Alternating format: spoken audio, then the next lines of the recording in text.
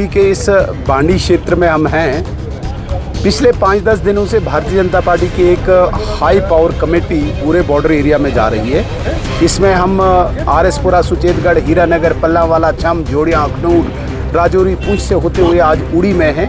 और उड़ी में भी 2-3 जगह पे हम गए। इस्लामाबाद में गए, हम यहाँ लगामा में, बांडी में, आगे वो एक महिला की मौत हुई थी वहाँ भी गए।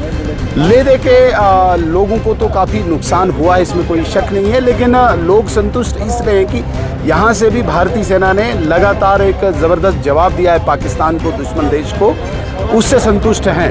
अभी लोगों की जो एक्सपेक्टेशन है, जो उनके मकानात हुए हैं, मकानात जो नुकसान हुए हैं, जो पार्शली हुए हैं, जो जानवरों की डेथ हुई है, किलिंग हुई है, तो कहीं न कहीं ये उम्मीद रख रहे हैं जम्मू कश्मीर सरकार से और भारत सरकार से।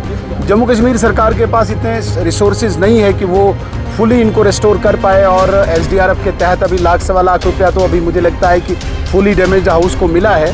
लेकिन भारत सरकार की तरफ से एक फैसला लिया गया है कि जितना भी हमारा बॉर्डर एरिया है, यहाँ पे इंडिविजुअल बंकर्स और कम्युनिटी बंकर्स तुरंत हम बना दें। इसके अलावा जिस भी घर में कोई जान गई है, उसमें हम एसआरओ के तहत एक नौकरी का भी प्रावधान कर रहे हैं। और सबसे बड़ी बात, जिसका घर फुली डैमेज हुआ है उसको रेस्टोर करने के लिए हम सरकार से कंप्रिहेंसिव रिपोर्ट में रिकमेंडेशन कर रहे हैं, जिसमें इनको कोई स्पेशल पैकेज मिले ताकि ये घर वापस रेस्टोर कर पाएँ। ये उम्मीद लोगों को अभी हमसे है, इसीलिए हम यहाँ पे आए हैं। हाई पावर डेलीगेशन हमारा चल रहा है बॉर्डर एरिया में। कल हमारा टंगधार में होकर हम क्लोज़ करेंगे और उसके बाद हम भारत सरकार को ये रिपोर्ट सौंपेंगे।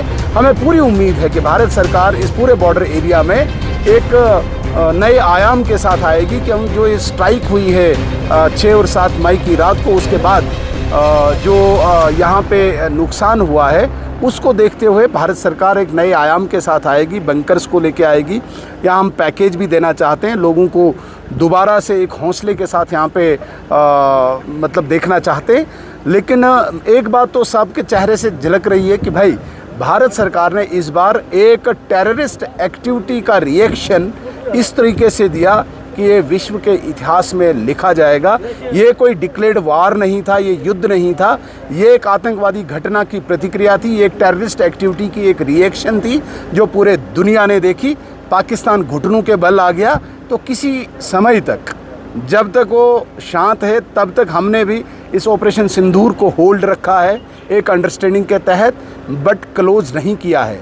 एक्ट ऑफ टेरर को एक्ट ऑफ वार माना जाएगा। अगर कभी भी पाकिस्तान ने ये गलती की, ये दुस्साहस किया, तो उसे बहुत बड़ा भुगतना पड़ेगा। ये उसे क्लियर कट एक संदेश दिया गया है।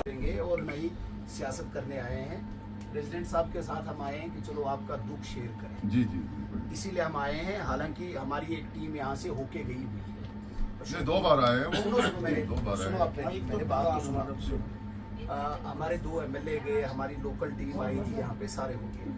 हमारा मकसद है 3-4 बातों के लिए जो हम ग्राउंड पे आ रहे हैं। एक बात कि ये लड़ाई लंबी है, ठीक है, जो हमारा दुश्मन देश है वो लगातार शेलिंग कर रहा है, बाकी चीजें कर रहा है।